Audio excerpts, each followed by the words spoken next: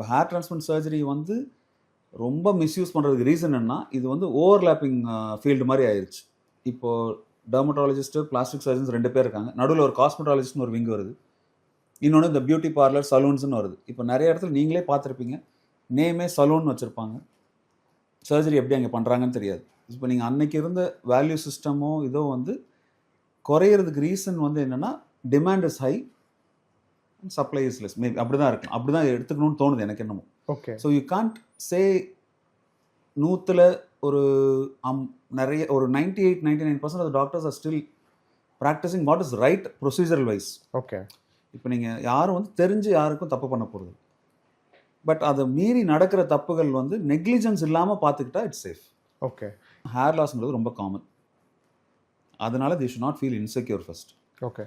ரெண்டாவது, அப்படி hair loss இருக்குன்னா மெடிக்கல் ட்ரீட்மெண்ட் எடுத்தாலே மெஜாரிட்டி ஆஃப் த டைம் அதை வந்து நம்ம சரி செய்ய முடியும். ஓகே. அதை அவங்க புரிஞ்சுக்கணும். மூணாவது, சர்ஜரிங்கிறது it is not a parlour procedure.